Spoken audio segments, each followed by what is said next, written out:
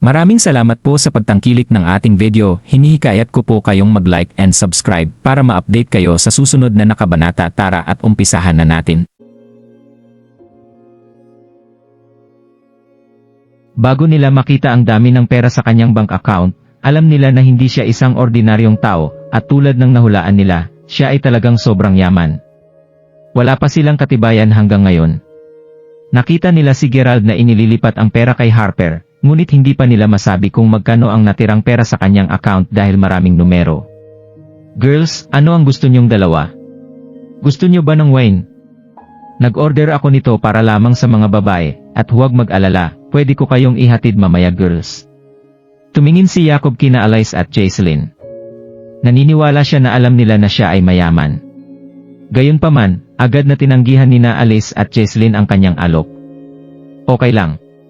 Wag na. Tumingin kaagad si Alice kay Gerald at sinabi, Gerald, anong gusto mong i-order? Hayaan mo akong kunin ito para sayo. Naguluhan at natulala si Jacob. Bakit ang maganda na ito ay nakikipag-usap kay Gerald? Hindi nakita ni Jacob si Gerald bilang kompetisyon, ngunit ngayon, parang si Gerald ang magiging pinakamalaking kaaway niya. Gusto talaga ni Jacob na mapahiya si Gerald ngayon, ngunit hindi gaanong nagsasalita si Gerald at kung susubukan niyang ituon sa kanya ang isang pag-uusap, ngumiti lamang siya at umiling. Ito ay halos tulad ng pagsuntok sa isang bag ng koton. Pagkatapos ang tanghalian, nagpaplano si Hailey na tumawag sa isang Uber para dalhin ang kanyang nanay sa lugar na matutuluyan niya. Tumalon si Jacob at sinabi, hindi mo kailangang kumuha ng Uber. Lahat kami ay nagmaneho dito. Ipaalam lamang sa amin kung saan tutuloy si Marcelene at maaari namin siyang ihatid doon. Sabay tayong pumunta sa car park. Kayong mga babae ay maaaring sumakay sa kotse ko. Ang kotse ko ay malaki at komportable. Inanyayahan ni Jacob sina Alice at Jaiseline. Walang sinabi ang mga babae. Nang marating nila ang paradahan ng kotse, inilabas ni Jacob ang kanyang susi ng kotse at in-unlock ang kanyang kotse. Sumakay siya sa sasakyan at pinaandar ang makina. Nang malapit na siyang magmaneho, sinabi ng isa sa kanyang mga kaibigan, Jacob, dapat kang mag-ingat. Masyadong malapit ang sasakyan sa tabi mo. Ano ngayon? Ito ay isang pidyon lamang. Gusto ni Jacob na bumagal nung una, ngunit pagkatapos ng sinabi ng kanyang kaibigan, naramdaman niya ang pangangailangan para maging mabilis. Bang? Naramdaman ni Jacob ang epekto. Ang likuran ng kanyang sasakyan ay nakabangga sa kotseng katabi niya at ito ay naging malala. Ski! Si Jacob ay tumama sa kanyang manibela sa pagkabigo at lumabas ng kanyang sasakyan. Ano ang gagawin natin ngayon, Jacob? Kinabahan si Jaise, ngunit walang pakialam si Jacob. Bakit ka takot? Tawagan lang ang may-ari, at babayaran natin siya ng ilang libo. Hindi, Jacob. Tingnan ang kotse, sa palagay ko, hindi ito isang pideon. Sa palagay ko ito ay isang paeton. Ano? Kinabahan din si Jacob. Karaniwang nagkakahalaga lamang ang pideon ng halos $4,000, ngunit ang isang paeton ay madaling umakyat ng hanggang sa $20,000. At ang kotseng iyon ay talagang isang paeton na limited edition. Ano ngayon? Si Jacob ay takot na takot. Siya ay kumuha ng isang mabilis na sulyap sa Volkswagen ngayon lamang at hindi niya ito masyadong napansin dahil ang mas maganda na Volkswagen ay karaniwang nagkakahalaga lang ng $5,000. Gayunpaman, lubos nilang nakalimutan ang tungkol sa napaka-underrated na paeton. Hindi? Gaano karaming pera ang babayaran mo para sa nasira mo? Ang paeton ay nasira talaga. Maging ang nanay ni May ay nag-alala din dito. Jacob, bakit hindi mo agad tawagan ang may-ari at pag-usapan ang mga bagay? Kung hindi man, hindi ba dapat mong hilingin kay Lincoln na ayusin ito para sayo? Suggestion ng kaibigan ni Jacob. Kit, man. Nabangga ko na ito, ano naman? Sino ang nagsabi sa kanya na iparada ito ng napakalapit sa akin? Ito ay isang $20,000 lamang na paeton. Sa palagay mo hindi ko ito kayang bayaran. 7 series lang ang binili ko para lang bumagay sa internship ko. Galit na galit si Jacob. Gayunpaman, tinawag niya ang may-ari para ayusin ang bagay na ito.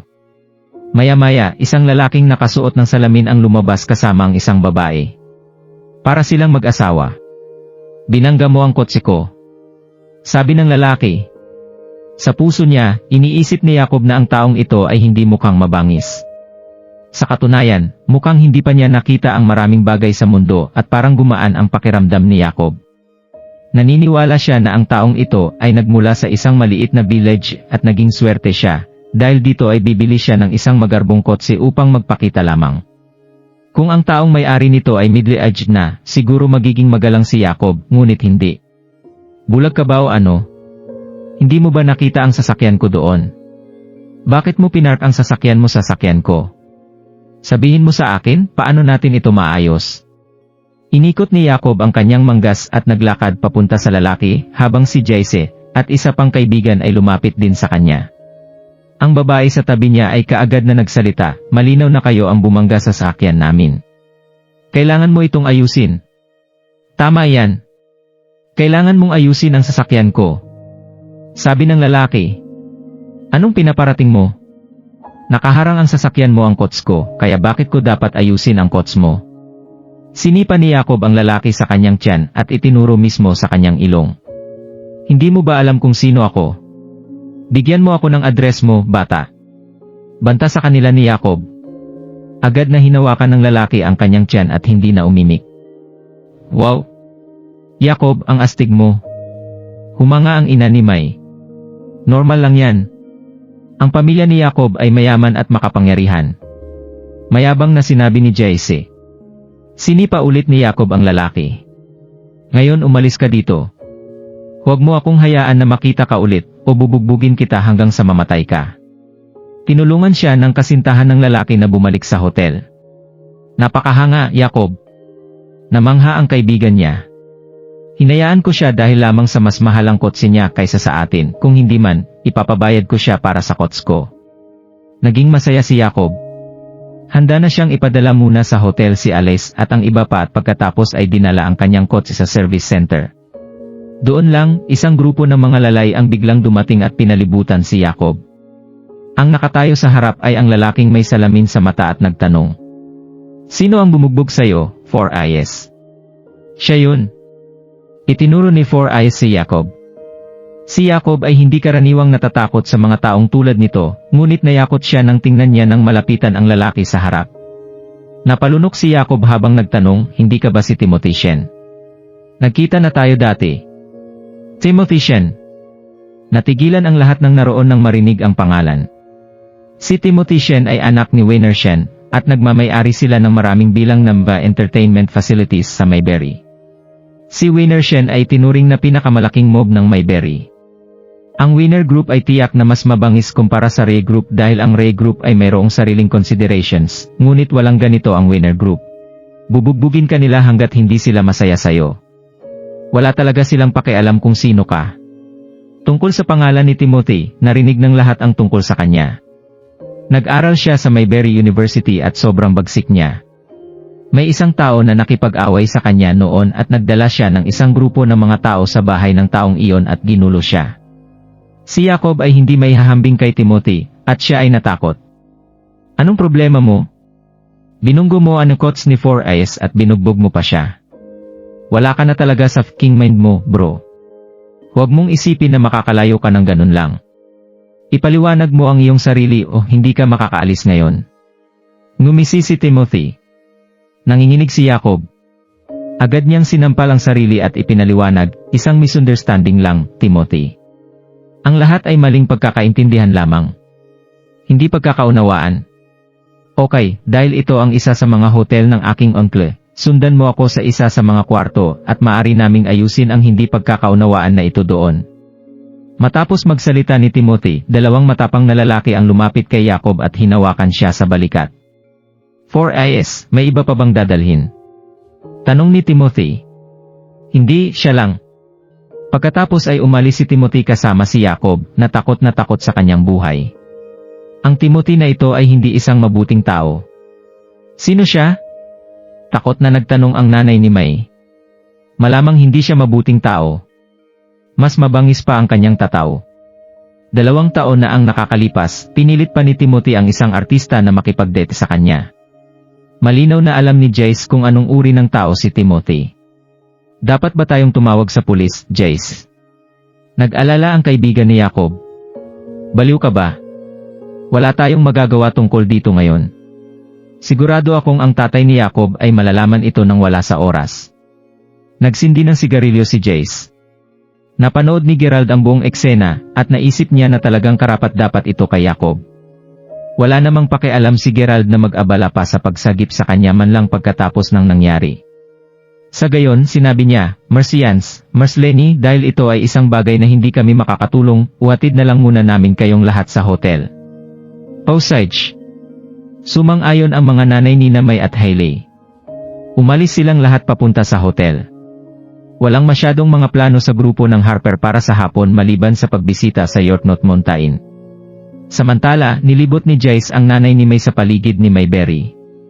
Ang nanay ni Hailey ay sobrang nainggit dito at sa tingin niya ay hindi siya natutuwa kay Harper. Sa wakas, 5 o'clock na ng gabi at nakabalik na ang nanay ni May. Mayroong isang kaganapan na magaganap sa York North Village at maraming mga superstar ay nandoon. Si May at ang kanyang nanay ay gustong bumisita, kaya nakakuha si Jace ng mga tiket nila. Nakakuha pa sila ng mga VIP ticket. Nangangahulugan ang mga VIP ticket na hindi na sila kailangang magbayad ng sobra pagkatapos makapasok. Samantala, ordinaryong tiket lamang ang nakuha ni Harper. Napakabuti mo, Jace. Kumuha ka ng mga VIP ticket para sa amin. Bakit hindi ka kumuha ng isa pang VIP ticket para kay Marcians din? Ngayon, si Harper ay kailangang magbayad para sa lahat ng bagay sa loob. Ay! Halos nakalimutan ko na ito. Akala ko alam ni Harper na kukuha kami ng mga VIP ticket. Ngumiti si Jace habang umiling. Ano namang maganda tungkol dito? Hindi ba't nadala lang si Jacob ng isang grupo ng mga gangsters, at hindi man lang siya naglakas loob na sabihin ang kahit isang salita? Ang nanay ni Hailey ay sobrang naguluhan, pero lumaban pa rin siya. Sa totoo lang, si Jace ay hindi kasing bait niya, pero mas mahusay pa rin siya kaysa sa boyfriend ng anak na babae ng ibang tao. Tingnan ang mga kaibigan na dinala niya. Narito lang sila para sa libreng pagkain. Malinaw na ang mga salitang iyon ay para kay Gerald at Benjamin. Pasimpleng ngumiti si Gerald. Wala silang kailangang sabihin. Sa wakas ay nandoon na sila sa York North Mountain, at ang lugar para sa pagbebenta ng mga tiket sa pasukan ay itinakda na.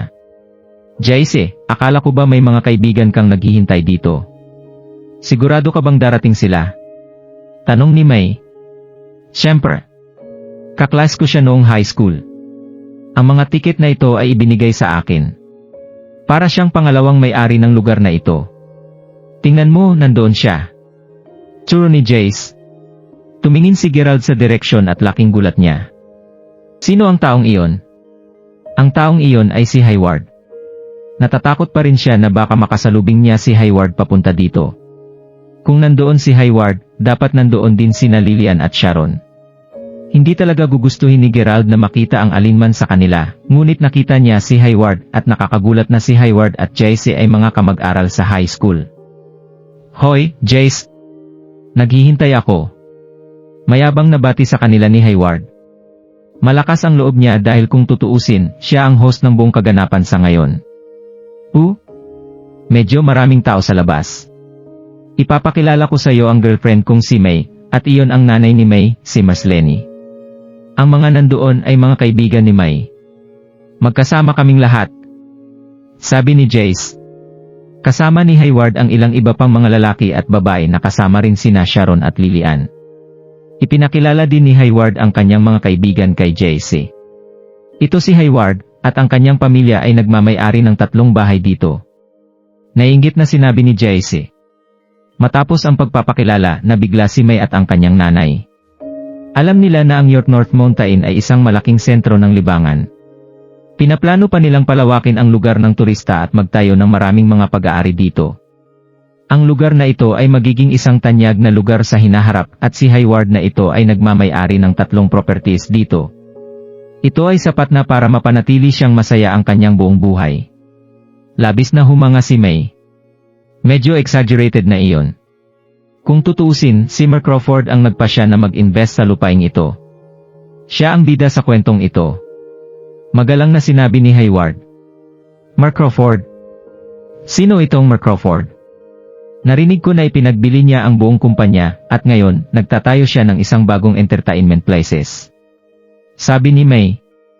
Mula nang makasama niya si Jace, nagbabasa na siya ng balita tungkol sa mayaman at makapangyarihan na mga tao. Ang paksang ito ay matagumpay na nakuha ang pansin ni Alice at Jesslyn.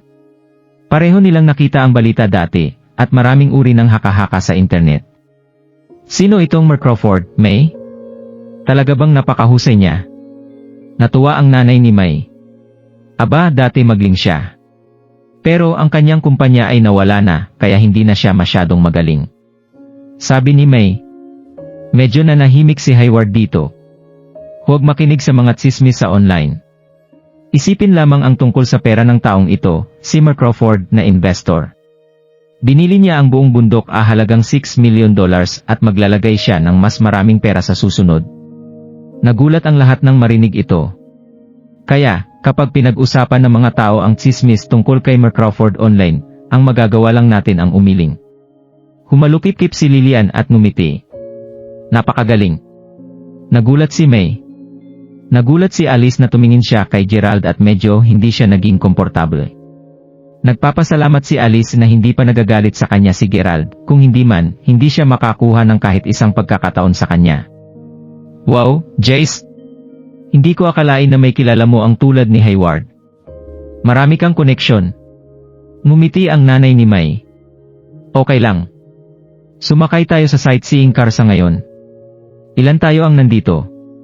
Sa palagay ko kakailanganin natin ng isang mas malaking kotse. Sabi ni Hayward. Pagkatapos ay tumingin siya sa tagiliran ni Harper at nagulat nang makita si Gerald. Pita, Gerald. Nagulat si Lillian at Sharon nang makita din siya. Ang huling pagkakataon na nakita nila siya ay noong lahat sila ay naaresto dahil sa away ni Hayward at Murphy, at si Gerald ay nakapagpiyansa. Nagtataka silang lahat kung sino si Gerald na ito. Talagang inaasahan ni Sharon at Lillian na hindi siya isang dakilang tao. Gerald, nandito ka pala. Parehas silang bumati kay Gerald. Hayward, kilala mo siya? Tanong ni Jace. Pero kwento iyon para sa susunod. Hayaan mo muna akong ipasyal sila. Sabi ni Hayward. Si Harper ay nagmamaneho muna habang si Jace ay nakaupo sa tabi niya mismo. Si Harper ay nakakagulat na magaling sa pagmamaneho ng ganitong uri ng kotse, kahit na hindi pa siya nagmamaneho dati. Biniro siya ng nanay ni May. Katulad ng pagkatao niya. Napakamaasahan talaga niya. Sinabi ng isa sa mga babae. Hindi ganong natuwa si Jace nang marinig niya ang mga salitang iyon. Bobo ka ba o ano, par? Dapat kang lumiko sa kaliwang bahagi. Mas masaya sa kaliwang bahagi. Pinagalitan siya ni Jace dahil sa selos, at si Harper ay tumahimik lamang. Bilisan mo ang pagmaneho mo, par. Hayaan mo akong gawin ito kung hindi mo magawa. King tanga. Patuloy na pinahiya siya ni Jace. Si Harper ay pagod na sa buong araw na ito. Nagalit talaga siya sa oras na ito at tinapakan ng matindi ang akselerator. Halos mahulog niya ang isang maliit na batang babae na nakahawak sa isang lobo habang hinahabol ang maliit na aso. Harper! Tingnan mo! Sigaw ni Hailey. Naku, huli na para ihinto ni Harper ang sakyan. Binaliktad niya ang sasakyan sa gilid at ang sasakyan ay nawala sa kontrol. Ang sightseeing car ay nag-screech ng isang kotse na nakaparada sa tabi mismo ng kalsada. Ang sightseeing car ay natumba hanggang sa masira ito. Ang kotse ay tumama sa isang malaking bato bago sa wakas ay huminto. Sigaw ng mga dumadaan, kasama na ang mga babae sa kotse. Alam ni Harper na nasa malaking problema siya. Ang isa sa mga dumadaan ay sumigaw, tingnan mo ang taong yon. Natumba niya ang 7 Ferrari sa isang shot. Nagulat si Harper at ang grupo ay natakot. Napatulala silang lahat nang tingnan nila ang mga kotseng binangga ni Harper. Ang lahat ng ito ay isang Ferrari, at ang average na gastos ng bawat kotse ay $400,000. Ang pinakapangit na bahagi ay ang lahat ng mga kotse ay napinsala at ang ilan sa mga headlights ay bumagsak pa rin. Oh, my goodness! Baliw ang binatang ito. 7 Ferraris, pair. Gagastos siya ng kahit papaano ilang daang libo. Parami ng parami ang mga tao sa paligid nila. Hindi lamang si Hailey at ang kanyang nanay ang nagulat, ngunit maging ang nanay ni May ay nag-alala din. Mas masahol ito kaysa sa insidente sa hapon kung saan ang isang kotse lang ang natumba ni Jacob.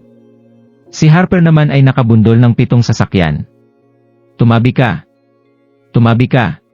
Sa oras na ito, hinatid ni Hayward si Lillian at ang iba pa sa kanyang mas luxurious na sightseeing car habang papunta siya. Nakita niya ang maraming tao na pumapalibot sa lugar. Pagkatapos nito, nakita niya na si Jace at ang iba pa. Sa makatuwid, alam niya na may mali at dali-dali siyang nakipagsiksikan sa crowd ng mga tao. Pagkakita pa lang niya sa nangyari, hindi mapigilan ni Hayward na maramdaman na tuluyan siyang nawala sa tamang isip. Pita! Sinong gumawa nito?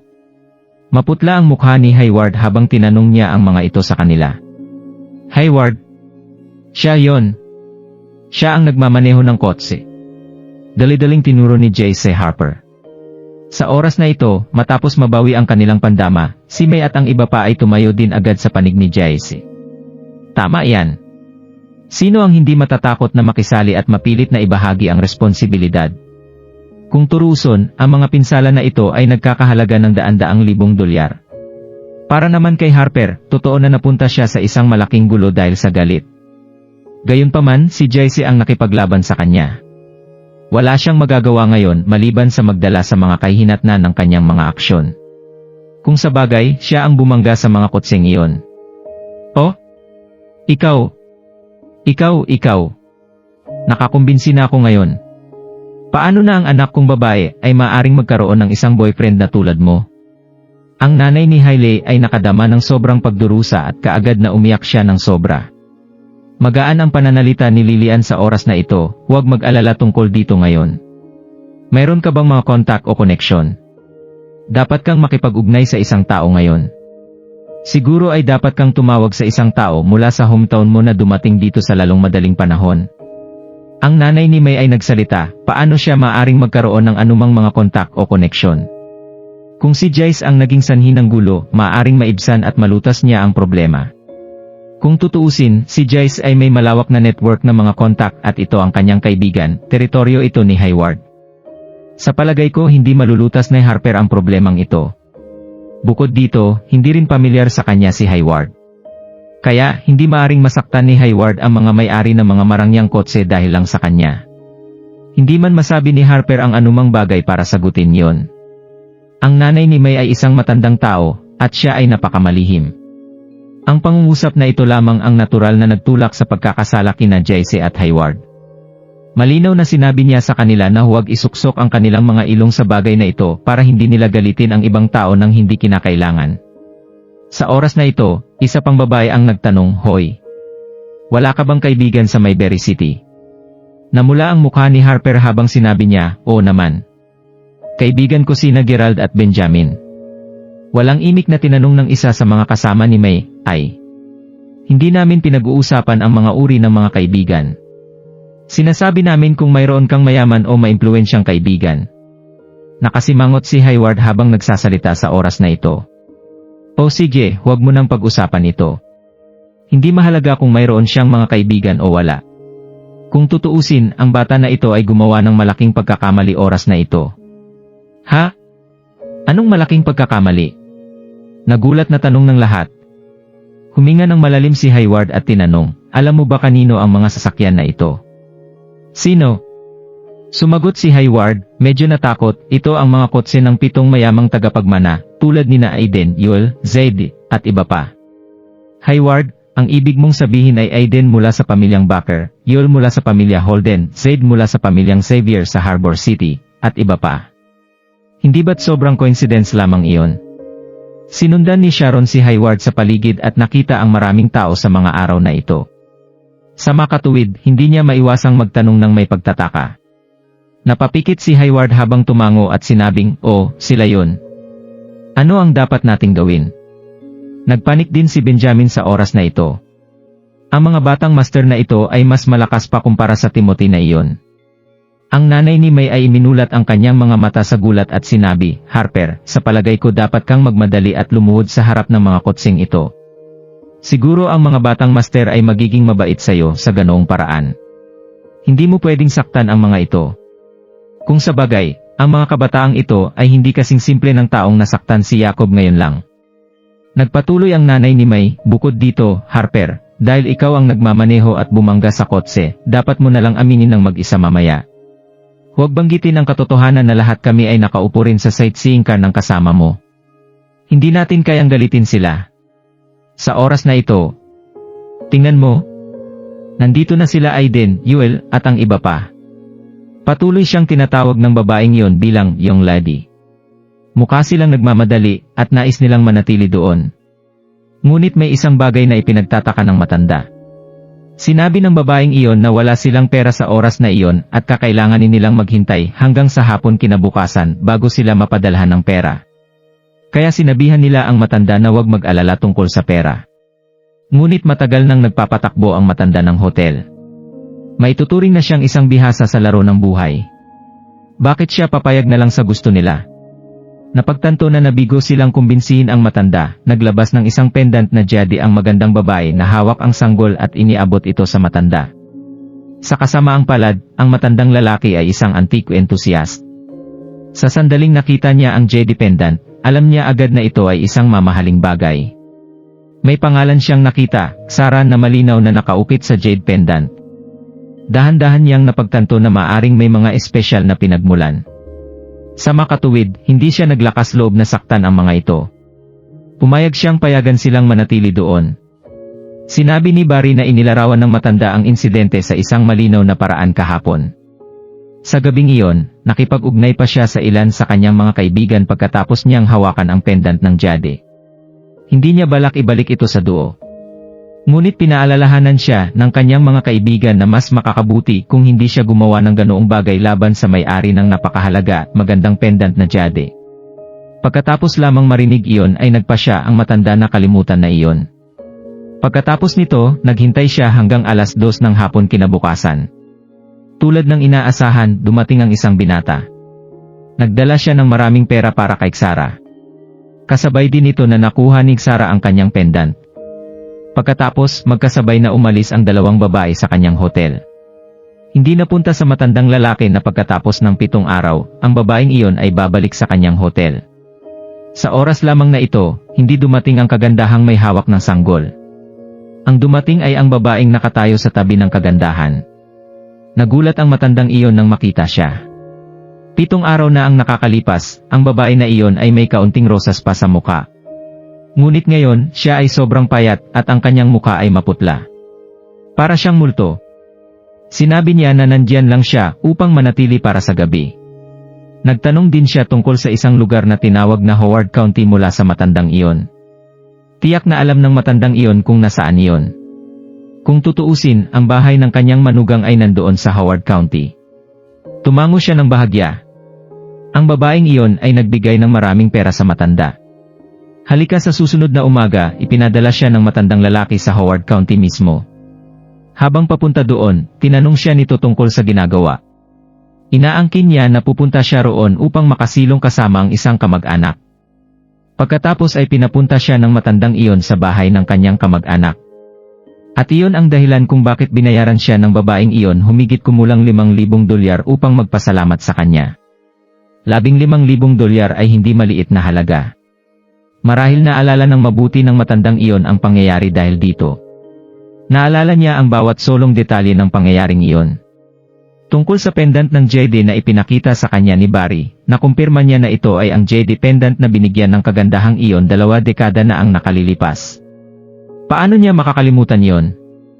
Gino Crawford, sinabi niya sa amin ang address ng kamag-anak ng kasambahay na iyon kung saan siya nagpunta upang maghanap ng kanlungan.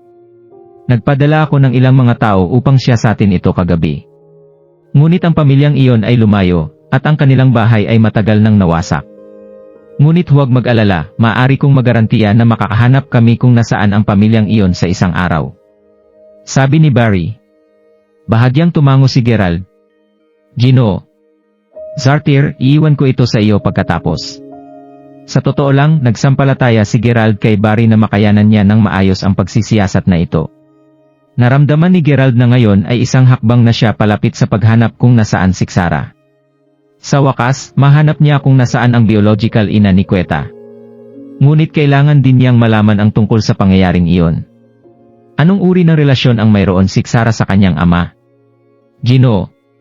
Crawford, may isa pang insidente. Hindi ko alam kung bakit mo hinahanap si Sarah, at hindi ko alam ang tungkol sa kung ano siya, ngunit may isang bagay na dapat kong sabihin sa iyo. Biglang naging solemne ang ekspresyon ni Barry. Mark Crow. Gerald. Nagulantang sila Yoel at Aiden. Walang nakaisip sa kanila na nandito rin si Mark Crawford. Halos sumigaw ng malakas si Yoel at isiniwalat ang kanyang pagkatao. Sa oras na ito, ang grupong ito ng mga mayayamang tagapagmana ay naglalakad din patungo kay Gerald. Ano? Ang mga tao na naghihintay na makakita ng isang magandang palabas ay nagulat. Hindi naman ito isang malaking problema. Pumunta kayong lahat dito para maging masaya. Bukod pa dito, kulang ang pera mo para maayos ang mga sakyan. Kaya, kalimutan mo na lang ito. Mag-enjoy lang kayo at libangin ang mga sarili nyo. Ngumiti lang si Gerald nang walang magawa. Dahil kinailangan niyang gawin ito, wala na siyang ibang magagawa pa. Gerald, tama ka. Nandito kaming lahat para mag-enjoy at magsaya rin. Bakit tayo dapat magalit sa maliit na bagay na ito, di ba? Hahaha. Gerald, kung sakali, hahayaan na natin ang bagay na ito. Pumasok na tayo at sabay tayong maginuman, okay? Hinawakan ni Yoel ang kanyang tiyan bago siya tumawa. Sige.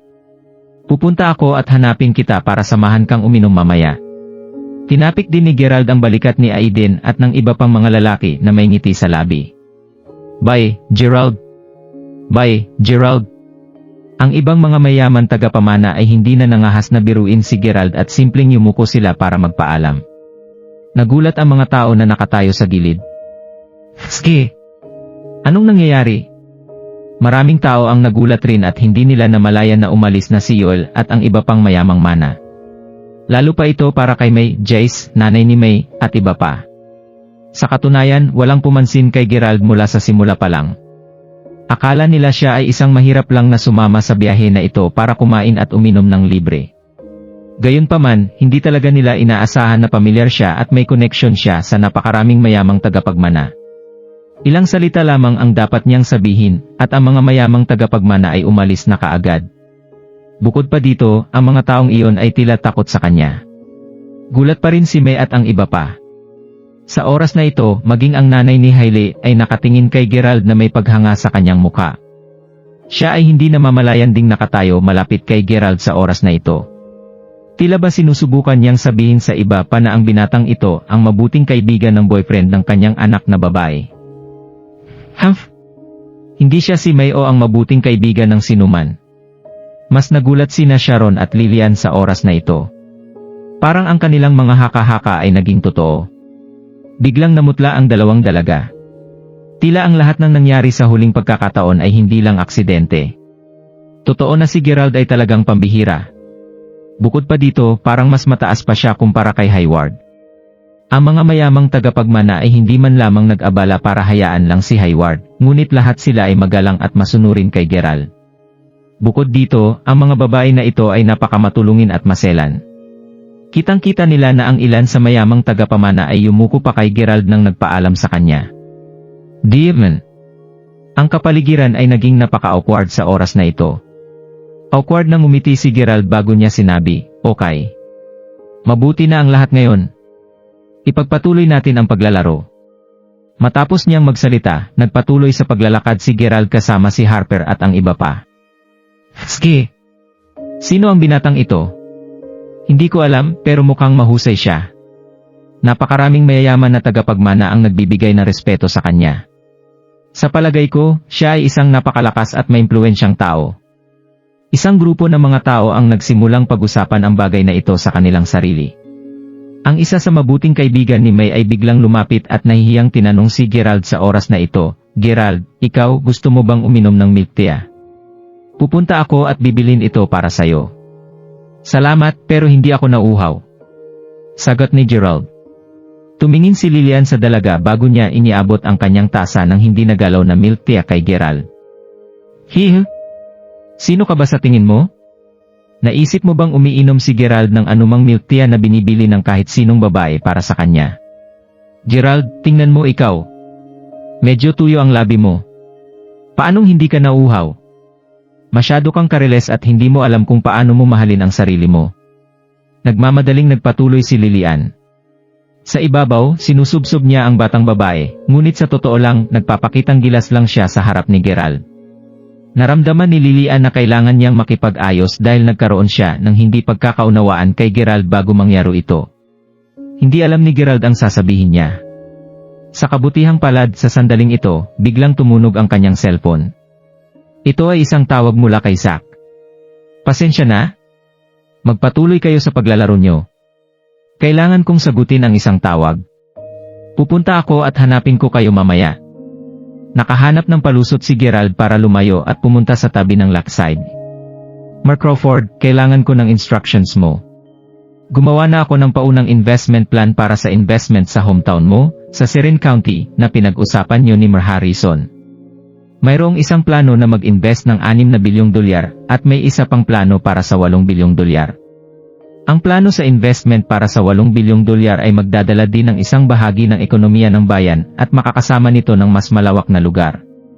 Ano ang desisyon mo, paraon? Tanong ni Zack kaagad nang kumonekta ang tawag. Sa tingin ko, kailangan natin isagawa ang $8 bilyong na plano. Kung tutuusin, ang dahilan kung bakit ako sumang-ayon sa proposal ni Mar Harrison ay para unahin ang konstruksyon at paglago ng buong ekonomiya ng city at probinsya. Okay, naiintindihan ko, Mark Crawford. Sisimulan ko agad ang layout ng plano. Matapos niyang magsalita ay binaba na agad ni Gerald ang tawag. Tumalikod na siya at naghanda ng bumalik. Napahinto si Gerald kaagad pagkalingon niya. Ito ay dahil hindi niya alam kung kailan dumating si Alice at tumayo sa likuran niya. Sa oras na ito, si Alice ay nakatingin sa kanya nang walang masabi. Halata namang narinig na niya ang lahat ng sinabi ni Gerald. Gerald, ikaw. Mabilis na humihinga si Alice sa oras na ito. Nang makausap ni Gerald ang grupo ng mga mayamang tagapagmana ngayon pa lang, naghihinala na si Alice na maaring tama ang hula niya. Sa oras na iyon, wala siyang sinabi. Sa halip, pinagtuunan niya ng pansin si Gerald. Matapos nito, nakita niya si Gerald na kahina-hinala ang galaw pagdating niya dito para sagutin ang tawag sa cellphone. Kaya sinundan siya ni Alice ng tahimik. Kung hindi malinaw na narinig ni Alice ang lahat dahil sa tahimik na paligid, mahirap para sa kanya na maniwala na lahat ng nasa harap niya ay totoo. Si Gerald ay isang mayamang tagapagmana at sigurado na siya ay si Mark Crawford. Nagsasalita siya ng halos $8 bilyong nang hindi man lang pumikit. Walang pigil na nanginginig si Alice. Ang lalaking sinubukan ni Naomi na ipareha kay Alice mula pa sa simula para sila ay maging mag-asawa. Ang taong minamaliit niya at kinukutya niya mula pa sa simula ay talagang isang hindi kapanipaniwala na master. Narinig mo lahat? Awkward na tinanong ni Gerald. Namula si Alice habang tumatango. Oo? Narinig ko ang lahat. Ikaw si Mark Crawford. Ang Mark Crawford na nagmamay-ari ng hindi mabilang na property at assets. Gulat na tanong ni Alice. Ako? Hindi ako. Wala akong maraming pera. Nagkamali ka. Tinatawag na ako ni Harper. Mabilis na nag-react si Gerald. Kung kaagad niyang inamin, ang pagsisikap niyang mapanatili ang low profile sa panahong ito ay masasayang lang. Gusto niyang umalis dito sa lalong madaling panahon. Hinarang ni Alice ang daan ni Gerald habang nakatayo sa harapan niya. Gerald, narinig ko na ang lahat. Bakit ayaw mo itong aminin? Bakit hindi mo masabi sa akin ang totoo? Ayaw mo bang sabihin sa akin ang totoo? Tanong ni Alice habang nakahawak sa balikat ni Gerald na may mga mata na duguan. Walang masabi si Gerald. Nagkamali ka talaga. Mahirap lang ako. Pagkatapos nito, kumalas siya sa kamay ni Alice habang sinubukan niyang tumakbo pabalik sa mga kasama nila. Gayunpaman, matapos ang ilang hakbang, nagulat si Gerald nang lumingon siya. Si Alice ay naglalakad papunta sa laki. Pita! Anong ginagawa mo? Talagang walang magawa si Gerald. Ang eksenang ito ay nangyari din kay Xavier. Tumakbo siya sa harap niya bago niya hinawakan si Alice. Pakawalan mo ako. Hayaan mo akong mamatay. Napakasama ko sa iyo noong nakaraan. Hindi mo na ako magugustuhan. Hayaan mo lang akong mamatay. Si Alice ay talagang napuno ng mga panghihinayang sa oras na ito at talagang ayaw na niyang mabuhay pa. Buti na lang at naibalik na siya ni Gerald sa pampang. Sumisigaw si Alice habang nakakapit siya sa braso ni Gerald ng mahigpit. Gerald, gusto mo pa rin ako, di ba? Alam kong nagustuhan mo ako sa simula pa lang noong una tayong nagkakilala. Hindi ba?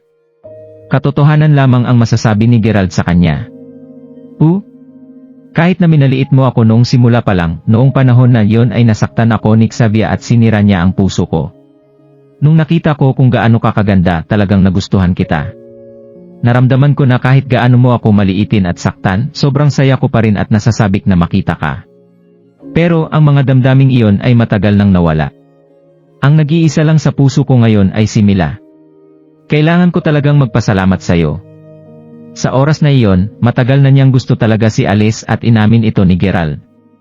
Naging mabigat ang pakiramdam ni Alice nang marinig niya ang mga sinabi ni Gerald. Siya ay nagkaroon ng isang napakataos-puso relasyon na naghihintay mismo sa harap niya. Sa wakas ay nakaalis na si Gerald kay Alice. Ang mga tao ay nagpatuloy na magsaya at nasisiyahan sa kanilang sarili. Sa ngayon, hindi na matiis ni Gerald ang mga katanungan at ng lahat ng nandoon.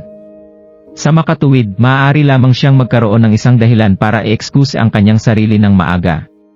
Nakamit na niya ang kanyang layunin para sa araw na ito. Ang nanay ni Hailey ay nakatingin kay Harper na parabang isa siyang napakahalagang tao ngayon. Sumakay si Gerald ng taxi bago siya direktang bumalik sa paaralan. Sir, tumigil kayo. Pagdating niya sa gate ng university, nakita ni Gerald ang eksena sa harapan niya at hiniling niya sa driver na ihinto agad ang kotse. Halos gabi na ngayon, may ilang mga luxurious na kotse na nakapark sa tabi ng kalsada malapit sa gate ng paaralan. Sila ay ilang mga lalaki na mukhang mga loko-loko na nakapalibot sa isang babae na sinusubukang bumalik sa school. Malinaw na sinusubukan nilang harangan ang kanyang daan at ayaw nilang pakawalan siya. Ang babae ay mukhang galit na galit at sinampal pa niya ang isa sa mga lalaki sa mukha nito.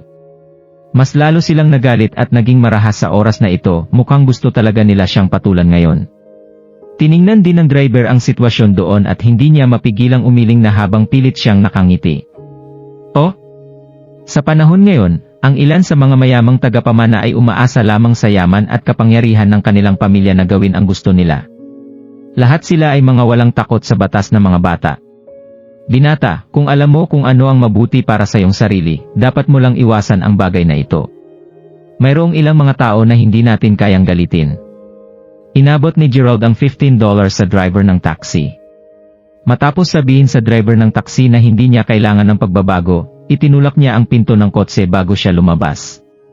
Nagsimula siyang maglakad papunta sa babae na napapaligiran ng mga lalaki sa oras na ito. Hindi mapigilan ng driver ng taxi ang tumingin sa likuran ni Gerald na may kaunting kalungkutan. Naku, batang-bata ka pa. Sana maging swerte ka. Pagkatapos nito, tinapakan ng driver ng taxi ang accelerator at agad na nag-drive. Miss Gia, huwag mo kaming pahirapan. Sinabi ng boss namin na kailangan ka naming dalhin doon para makipag-inuman ka sa kanya ngayon. Wala namang masama kung samahan mo siyang uminom, di ba? Maraming sa mga lalaki ang nagbukas ng kanilang mga braso habang pinapalibutan nila si Gia. Mayroong mga taong dumadaan sa oras na ito, ngunit walang nangahas na makagambala sa bagay na ito. Manhid na sinumpa sila ni Gia, umalis kayo sa harapan ko. Hindi ko alam kung sino ang boss nyo. Bakit ako sasabay sa kanya na uminom? Haha. Miss Gia, ang boss namin ay si Timothy Shen. Narinig mo na siguro tungkol sa kanya dati. Kayong dalawa ni Mershen ay bagay sa isa't isa. Nakita ka ni Mershen dati sa isang meeting ng palitan ng negosyo. Hindi kanya makakalimutan. Mula noon, pero hindi niya nakuha ang contact information mo noon. Dahil doon, nagkataon na nagkita talaga kayo. May isang batang na mayroong picture mo sa kanyang cellphone. Nang tanungin namin siya tungkol sa'yo, nalaman namin agad kung nasaan ka. Nag-set up na si Mershen ng isang talahanayan para sa'yo. Kung tatanggi kang pagbigyan siya, yari kaming lahat, sabi ng isang lalaki habang patuloy na nakangiti. Kinaskas ni Gia ang kanyang mga ngipin at galit na sinabi, umalis kayo dito. Sinabi ko na sa'yo na hindi ako sasama sa'yo.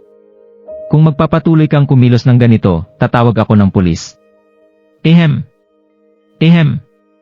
Dahil pinapahirapan tayo ni Miss Gia, inilalagay mo rin kami sa isang mahirap na lugar. Kailangan ka namin pilitin na sumama sa amin kung hindi ka susunod. Huwag kang mag-alala. Matapos mong makilala si Mershen, sigurado na may in love ka sa aming napakalakas na boss. Hahaha. Guys, dalhin niyo si Miss Gia sa kots. Matapos sabihin ito ng leader ng mga ruffian, 2 o 3 iba pang mga lalaki ang direktang lumapit bago nila hawakan ang mga braso ni Gia at sinimulang hilahin siya patungo sa kotse. Anong sinusubukan mong gawin? Pakawalan mo ako. Tulong. Gulat na sumigaw si Gia. Narinig na niya ang tungkol kay Timothy Shen dati. Parang may connection siya sa isang napakalakas na gang. Siya ay isang hedonistic na tao na maangas sa lahat at nagawa niya ang mga kasuklam-suklam na mga bagay. Hindi alam ni Gia kung paano, bakit niya gusto si Gia, ngunit naiisip niya kung ano ang magiging kahihinatnan kung siya ay kukunin nila. Siya ay nahihirapan ng sobra sa oras na ito. Boom! Boom! Boom! Boom! Biglang narinig ang maraming mga malakas na paputok na ingay ng magkakasunod. Pagkatapos nito, 3 sa 4 na siga ang dumudugo na mula sa kanilang ulo. Ang taong sumugod sa kanila ay natural na walang iba kundi si Gerald. Matapos niyang makita na ang batang babae na ginugulo ay si Gia, lumabas na siya ng sasakyan at hinanap ang 2 makapal at malalakas na sanga mula sa gilid ng kalsada. Wala man lang siyang pakialam kung may masasaktan ng sobra. Sinimulan niyang ihampas ang mga ito sa kanilang mga ulo sa sandaling lumapit siya. Mayroong halos 5 mga siga na pumapalibot sa kanina.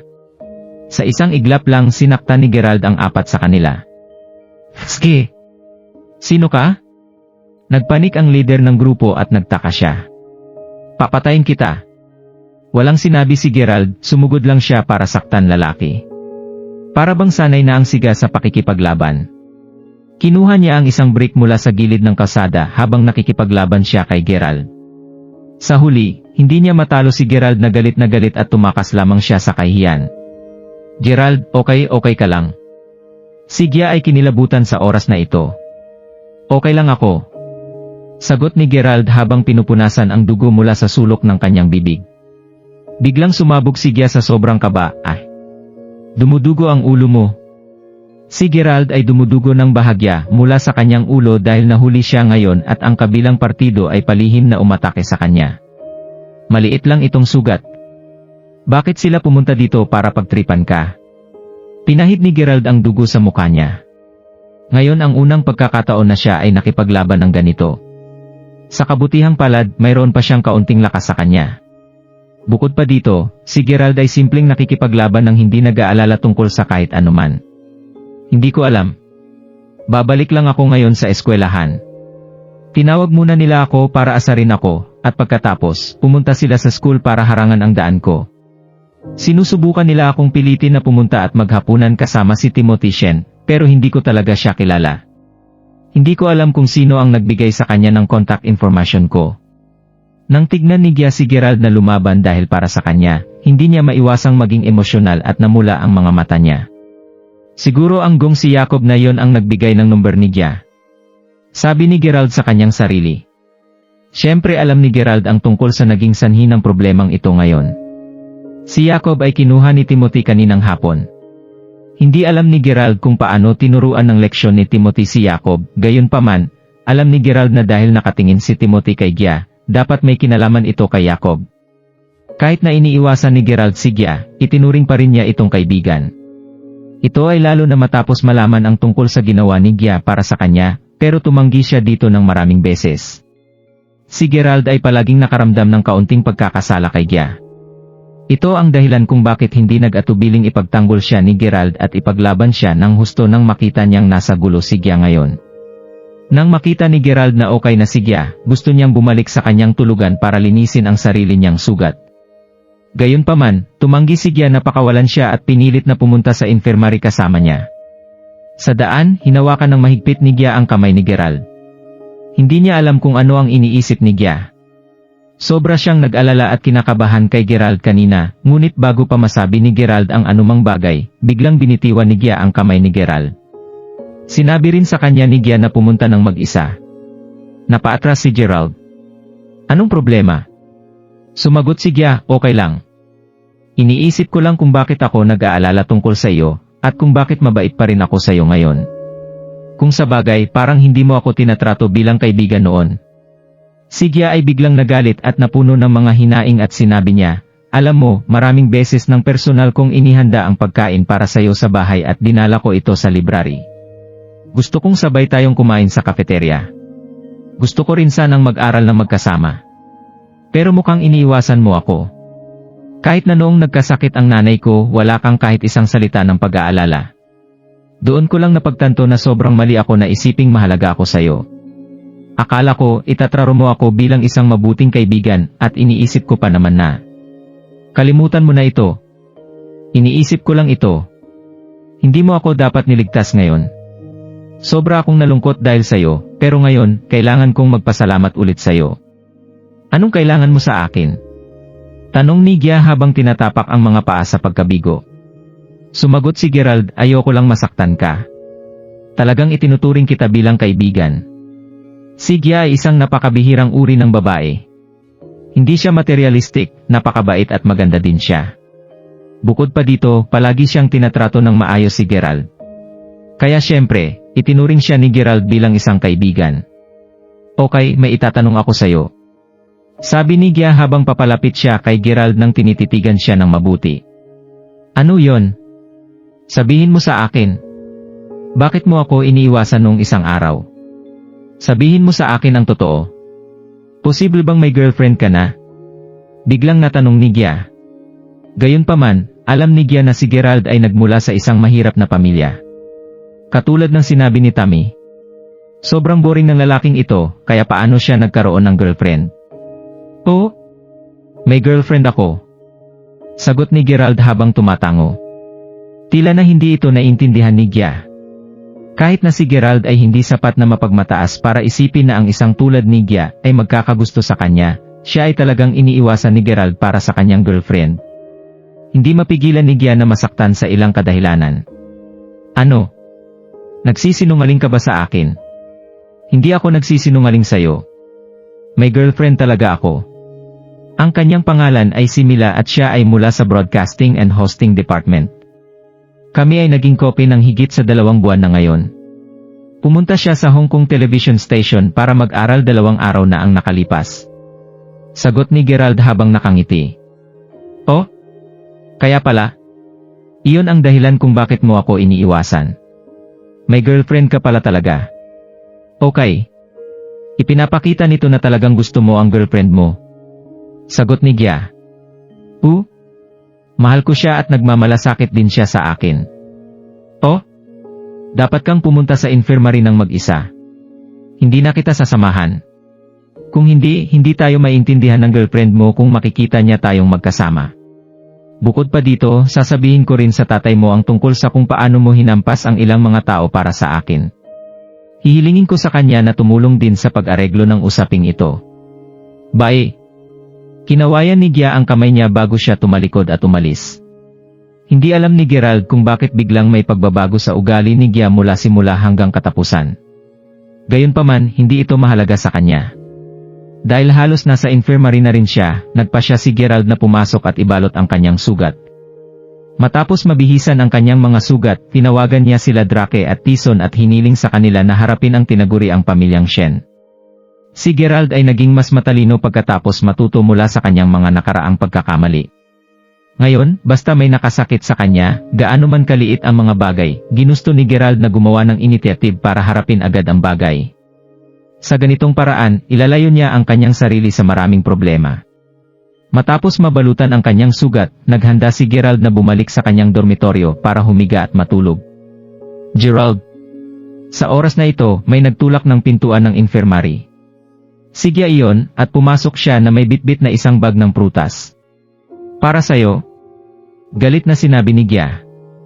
Sa katunayan, hindi maintindihan ni Gia ang kanyang isip sa ngayon. Bakit? Hindi mahalaga kung paano mo ito tiningnan, hindi kailangan ni Gia na tratuhin si Gerald ng todo. Gayunpaman, ang mga damdamin ay minsan hindi maintindihan at hindi mahulaan. Hindi alam ni Gia kung kailan siya nagsimulang magkaroon ng kakaibang damdamin para kay Gerald. Kahit pa ganoon, gusto lang niyang makita si Gerald at makilala siya ng mas mabuti, kahit na tumabi lamang sa kanya. Siguro ay noong binigyan siya ni Gerald ng jade bracelet kaya siya nagkaroon ng nararamdaman para sa kanya. Ang jade bracelet na iyon ay mana ng kanyang pamilya, at ibinigay niya ito kay Gia nang walang pag-aatubili. Hindi ba iyon katumbas ng isang hindi direktang pagtatapat ng kanyang nararamdaman para kay Gia? Hindi ba ang pagtatapat ng nararamdaman ng isang tao ay isang hindi direktang pagsulong ng damdamin at pagmamahal? Kahit na sila man ay isang stranger o isang kaibigan. Hanggat magtapat ang ibang partido, ang ugnayan sa pagitan ng dalawang partido ay mababago ng napakabilis. Kung ang iba pang partido ay hindi masyadong galit sa ibang tao, ang ugnayan sa pagitan ng parehong partido ay hindi sinasadya na maging isang uri ng hindi siguradong damdamin. Malinaw na ito ang nararamdaman ni Gia ngayon. Malaki ang pasasalamat niya kay Gerald at curious din siya kay Gerald. Matapos ang pagtatapat ni Gerald, hindi mapigilan ni Gia na isipin kung ano ang pakiramdam na pagsasama namin ni Gerald. Naramdaman niya na baka mabait lang si Gerald sa kanya sa lahat ng posibleng paraan. Gayunpaman, ang ganitong uri ng pag-asa ay taliwas sa katotohanan. Dahil dito, si Gia ay naging isang napakamapagkumpetensyang babae na gustong tuparin ang kanyang sariling mga inaasahan. Siyempre, nakuha ng loob ng lalaki ang puso ng babae dahil sa lahat ng pangyayari. Iyon ang dahilan kung bakit sumakay si Gia kahapon ng kotse ni Jacob para mainis lang si Gerald. Nangyari din ang malungkot na maliit na eksena ngayon lamang nang malaman ni Gia na mayroon ng kasintahan si Gerald. Kahit pa ganoon, pumunta pa rin si Gia para bumili ng ilang prutas pabalik kay Gerald. "Oh? Pumunta ka para bumili ng mga prutas para sa akin." Kinuha ni Gerald ang bag ng mga prutas. "Binili ko lang ito para sa'yo dahil tiniis mo ang pagbugbog para sa akin. Huwag mong isipin ito." Sagot ni Gia habang nakatingin kay Gerald. "Ayokong isipin kung ang iyong girlfriend ay mapapaisip kapag malalaman niya ang tungkol dito." "Haha. Okay lang. Hindi ako nag-iisip ng sobra." Sagot ni Gerald habang nakangiti. "Nga pala, Gerald. Dahil sinabi mong magkaibigan tayong dalawa, hayaan mo akong magtanong sa'yo. Ano ang tingin mo kay Jacob?" Naglakad na si Gerald palabas ng infirmary sa oras na ito at kinakausap siya ni Gia habang pareho silang naglalakad. "Jacob? Hahaha. Alam ni Gerald na ang taong ito ay hindi isang mabuting tao dahil parang mabait siya sa ibabaw, ngunit ibang tao siya sa likuran niya." Handa pa siyang pagtaksilan si Gia. Sa oras na ito, umiling-iling lang si Gerald bago niya sinabi, "Sa palagay ko, hindi siya mabait na tao." "Gia, bilang kaibigan mo, pinapayuhan kita na ilayo mo ang distansya mo sa kanya sa hinaharap." "Bakit?" Galit na tanong ni Gia. "Dahil hindi talaga siya karapat-dapat sa isang tulad mo." "Bakit?" "Nararamdaman ko na talagang tinatrato ako ng Jacob ng mabuti. At least, hindi niya ako ginagalit o pinapansin niya ako, hindi niya ako pinapahintay sa kanya ng mag-isa. Hanggat magsasalita ako, siguradong lilitaw siya sa harap ko. Naniniwala rin ako na handa si Jacob na gumawa ng kahit ano para sa akin. Kaya bakit hindi siya mabuti?" Sagot ni Gia. "Magtiwala ka lang sa akin. Naniniwala ako na ang nangyari ngayon kay Timothy ay may kinalaman kay Jacob. Mas mabuti na mag-ingat ka." Ayaw sabihin ni Gerald tungkol sa usapin ni Jacob ngayon. Kung tutuusin, hindi niya ito nakita gamit ang kanyang sariling dalawang mata, kaya't hindi siya sigurado. Gayunpaman, sigurado siya na si Jacob ay hindi isang mabuting tao. Sigurado ito. Sa oras na ito, galit na galit si Gia. "Anong pinaparating mo? Ibig mong sabihin na walang tao ang bagay para sa akin? Sinasabi mo ba na hindi ako makakahanap ng isang lalaki na mabuti sa akin? Iyan ba ang ibig mong sabihin?" "Hindi iyon ang ibig kong sabihin. Sa palagay ko ayan talaga ang pinaparating mo. Huwag kang mag-alala. Humanap ako ng isang lalaking talagang mabuti sa akin kaagad. Pagkatapos nito, dadalhin ko siya sa harap mo para ipakita sa iyo na ikaw ang hindi handa para sa akin." Gustong sabihin ni Gia na may ibang tao pang handang gawin ang lahat para sa kanya. Gayunpaman, bigla niyang naalala na mayroon ng girlfriend si Gerald. Kaya, ano ang point na sabihin sa kanya ng lahat ng mga bagay na ito? Para kay Gerald, hindi na niya alam kung ano pa ang sasabihin niya. Sa makatuwid, masasabi lamang niya, kung ganoon, sana makahanap ka ng isang lalaking tunay na magmamahal sa iyo sa lalong madaling panahon. Salamat. Pagkatapos nito, huminga ng malalim si Gia bago siya tumalikod para umalis. Hindi ko matatapos mag-isa ang lahat ng mga prutas na ito. Gusto mo bang dalhin sa dormitoryo mo ang mga ito para kumain? Hindi na kailangan. Kung hindi mo matapos ang pagkain na ito, ibigay mo sa akin. Pagkatapos niyang magsalita, kinuha ni Gia ang bag ng mga prutas mula kay Gerald bago itapon ito sa basurahan na direkta sa tabi nila.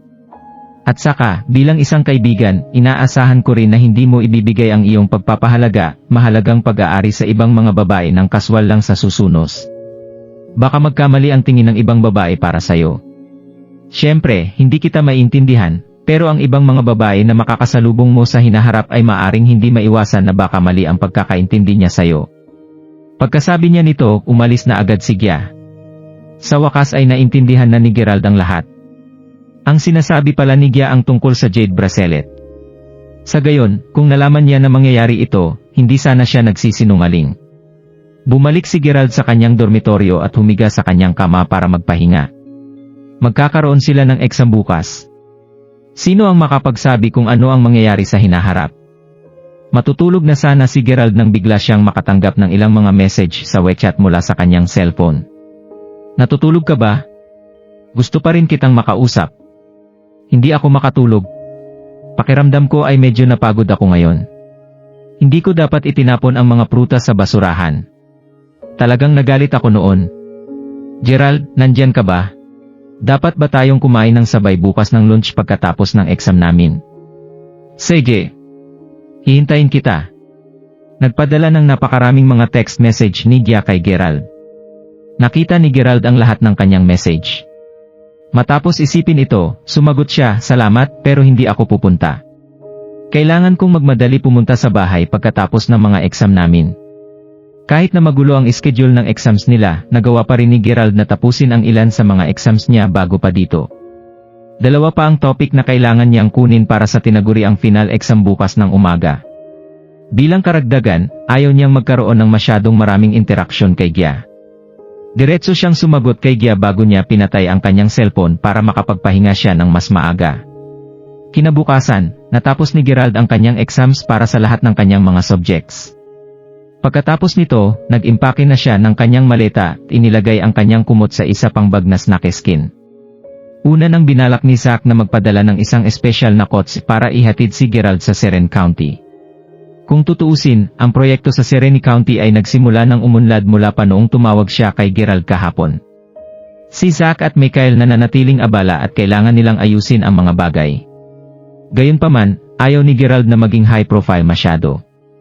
Pagkatapos ng lahat, ang unang bagay na dapat niyang gawin pagkatapos na bumalik sa Serene County ay bisitahin sila Mar at Mars Winters. Para naman sa mga usapin tungkol sa investment, maaring harapin ito mismo nina Zack at Michael. Bukod dito, dahil mayroon silang 3 buwan na summer vacation, gusto ni Gerald na tumira doon para magbasa ang isang libro o malaman ang isang bagay. Kapag natapos na ang kanyang summer vacation, dapat na niyang simulan ang kanyang internship. Talagang magiging abala siya noon. Sa makatuwid, dapat lang siyang mag-relax kung kaya niya ngayon. Matapos buksan ang kanyang cellphone, nakatanggap siya ng isa pang message mula kay Gia sa WeChat. Sumagot si Gerald, nakabalik na ako sa hometown ko. Bye. Oh? Ayos, kung ganun. Hindi na kita guguluhin. Hindi na sumagot si Gerald, at hindi na natuloy ang pag-reply ni Gia. Gayunpaman, naisip ni Gerald na hindi na niya makikita si Gia sa hinaharap, di ba? Habang nakaupo siya sa boss, naramdaman ni Gerald na bihira siyang magkaroon ng pagkakataong tumingin sa tanawin sa labas ng bintana ng tahimik. Hindi niya maiwasang makaramdam ng kaunting melancholic. Habang iniisip niya ito, ilang buwan lamang ang nakakalipas nang sumakay si Gerald sa bus, at mayroon lamang siyang $200 sa kanya noon. Sa oras na iyon, iniisip niya kung paano niya haharapin ang kanyang tuition fees, at ang kanyang buhay sa hinaharap. Bukod dito, malapit na ang birthday ni Xavier sa panahon na iyon. Paano siya makakatipid ng sapat na pera para mabilihan siya ng regalo sa kanyang birthday? Naalala pa niya na umulan ng malakas nang sumakay siya sa bus sa paaralan sa araw na iyon, at siya ay nakaupong ng mag-isa sa bus. Hindi nakalimutan ni Xavier na tawagan siya para sabihin sa kanya na nakarating na siya sa paaralan at naghihintay siya para sa kanilang dinner. Sinabi niya na nagdala siya ng ilang masasarap na pagkain mula sa bahay. Sa oras na iyon, si Xavier ay isang mabuting babae pa. Ngunit sa oras na ito, bumalik siya sa bus at napakaraming bagay na ang nangyari. Nalaman niya na siya ay isang mayamang tagapamana, pambihirang ang yaman na meron siya. Tungkol kay Xavier, nagbago rin siya ng tuluyan at pareho silang naghiwalay na. Gayunpaman, isang bagay ang nanatili. Nang bumalik siya sa paaralan ng ilang buwan na ang nakakaraan, iniisip niya kung paano niya gagastusin ang kanyang pera. Ngayong uwi na siya, iniisip pa rin niya kung paano niya gagastusin ang kanyang pera. Hahaha. Patuloy na napatingin si Gerald sa bintana sa walang imik. Gerald. Sa oras na ito, biglang tumunog sa tabi niya ang isang boses ng babae. Malinaw na kilala ng taong ito si Gerald. Napalingon si Gerald para tumingin sa paligid at nakita ang isang magandang babae na halos 25 hanggang 26 years old ang nakaupo sa upuan sa tabi ng pasilyo ng bus. Nakasuot siya ng light makeup sa kanyang muka at napakaganda din niya. Miss Lewis. Talagang hindi inaasahan ni Gerald na makakita siya ng pamilyar na muka sa bus. Bukod dito, ang taong ito ay ang kanyang English teacher nung high. Ang kanyang pangalan ay Montana Lewis, at siya ay naging substitute English teacher noong high school. Tinuruan niya si Gerald ng 2 taon, napakabata at napakabata niya noon. Katatapos lamang niya sa university noon, ngunit maaari siyang magturo sa high school dahil sa kanyang mga koneksyon sa pamilya. May isang dahilan kung bakit may malalim na impresyon sa kanya si Gerald. Ito ay dahil si Miss Lewis ay may mga katangian ng lahat ng mga dalaga at modernong mga babae. Halimbawa, palagi siyang nakabihis sa isang napaka-revealing na pamamaraan. Noon, magsusuot siya ng isang miniskirt at crop top na nagbunyag ng kanyang pusod habang tinuturuan ang kanyang mga estudyante. Alam din ng lahat na nakakita siya ng isang partikular na mayamang boyfriend dahil sa kanyang kagandahan. Binilhan pa siya ng boyfriend niya ng Audi A6. Nakakahanga yon. Siyempre, ang pinakakapansin-pansin niyang feature ay ang pagmamahal niya sa mayaman at ang kanyang galit sa mga may hirap. Halos kapareho siya ni Cassandra, ang kanyang kasalukuyang guro. Ang mga mayamang mag-aaral ay tulad ng kanilang mga malapit na kaibigan. Kung wala kang pera o kapangyarihan, maaari kang umalis at mamatay kung saan mo man gusto. Minsan, ang kanyang mga salita ay napakalupit din at nakakasakit sa damdamin. Iyon ang dahilan kung bakit nagkaroon ng napakalalim na impresyon sa kanya si Gerald. Diyos ko! Ito ay parang isang coincidence. Ito ang kauna-unahang pagkakataon na sumakay ako ng bus mula pa noong bata pa ako, pero hindi ko inakalasan na makakasalubong kita ngayon. Sagot ni Montana habang nakangiti siya. Parang natatakot siyang hindi maintindihan ng mga tao at may isip na madalas siyang sumakay ng bus. Montana, sino siya? Isa ba siya sa mga estudyante mo? Isang guwapong binata na nakasuit ang nagtanong habang nakaupo sa tabi ni Montana. Sinabi ko na sa iyo ang tungkol dito dati. Dati ay meron akong isang mahirap na estudyante sa klase ko.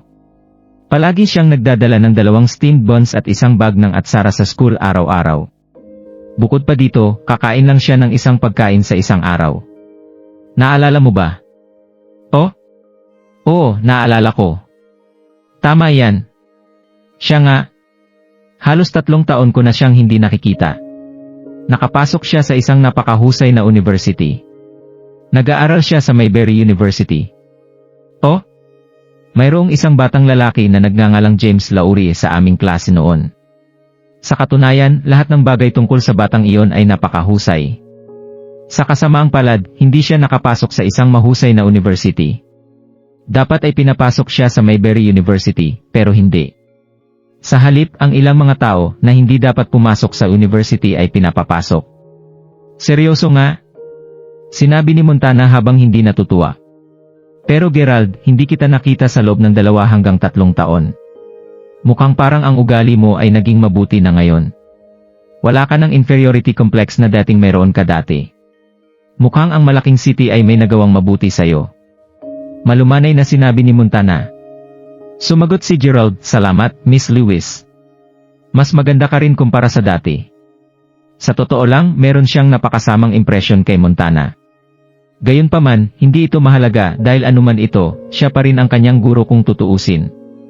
Walang dahilan para mag-away siya laban sa kanya. Hey!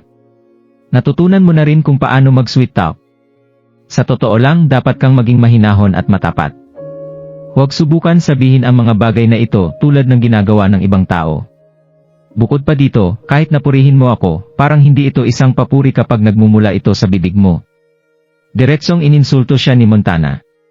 Kung ang isang mayaman ay pinupuri ka, nangangahulugan iyon na ikaw ay kahanga-hanga, ngunit kapag ang isang mahirap na tao ay pinupuri ka, hindi mo maramdaman na magiging masaya ka. Ito ay simple lang. Hindi mapigilan ni Gerald na isipin ito sa kanyang sarili. Gayunpaman, nagpasya siyang baguhin ang paksa. Miss Lewis, saan kayo pupunta? Hey! Bumiyahe kami sa ibang bansa. Kung hindi man, bakit pa sa palagay mo babalik kami sa pamagitan ng bus? Grabe! Hindi mo ito maintindihan kahit nasabihin ko ito sayo.